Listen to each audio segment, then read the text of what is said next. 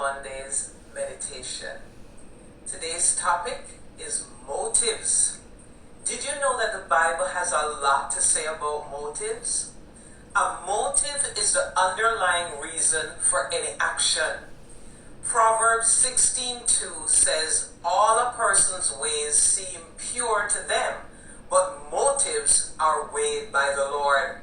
The Amplified Version says, "All the ways of a man are clean and innocent in his own eyes, and he may see nothing wrong with his actions, but the Lord weighs and examines the motives and intents of the heart and knows the truth."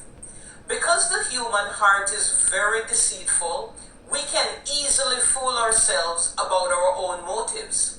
We can pretend that we are choosing certain actions for God or the benefit of others, when in reality we have selfish reasons. God is not fooled by our selfishness. Hebrews 4:12 tells us that he judges the very thoughts and intentions of the heart. While motives may not be at the forefront of our minds, they are very important to God. He looks at why we do what we do. What's our motivation? In other words, he looks at our heart. The motive behind the things we do is even more important to God than the actual things that we do.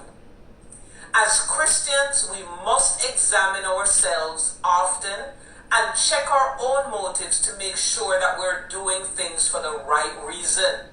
We don't want to do the right thing for the wrong reason. God expects us to follow the example of Christ, who the Bible tells us went about doing good. But we must make sure that we're doing things for the right reason. If what we do is just to be seen by people and to get a pat on the back or to obtain recognition, then our motive is wrong.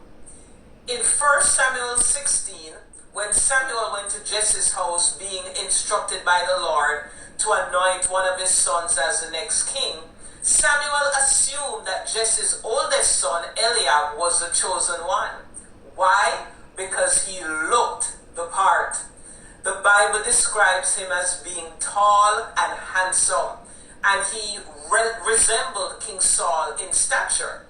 But the Lord said to Samuel, "Eliab is tall and handsome, but don't look and judge by things like that. I have rejected him." The Lord doesn't look at what people see. People judge by what is on the outside, but the Lord looks at the heart.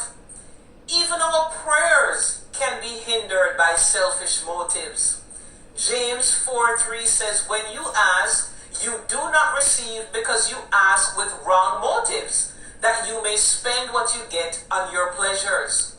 Matthew 6 tells us that we are to do good to please God and to give with pure motives. Jesus said, "Examine your motives to make sure you're not showing off when you do your good deeds, only to be admired by others. Otherwise, you will lose the reward of your heavenly Father." So when you give to the poor, don't announce it and make a show of it just to be seen by people like the hypocrites in the streets and in the marketplace. They have already received their reward. But when you show generosity, he says, do it with pure motives and without drawing attention to yourself. Give secretly, and your Father, who sees all you do, will reward you openly. You know, we can sit in church with a heart that's far from God. The Israelites did. We can help the needy and still be greedy. Judas did. We can make sacrifices yet still be living in disobedience. King Saul did. We can even be pastors who love crowds but have no time for individuals. Motives are weighed by the Lord. Everything we do should be motivated by love. love for God and love for others. What does it profit us to get praise from people if God is not pleased with us? He examines our heart. So let's take the time to do a heart checkup and look beyond our actions to what lies behind them. What is our motive? Let's ask God to show us what He sees. And remember, whatever things are true, whatever things are noble, whatever things are just, whatever things are pure, whatever things are lovely and of good report, if there is any virtue, anything praiseworthy, meditate on these things. Until next time, God bless you and be well.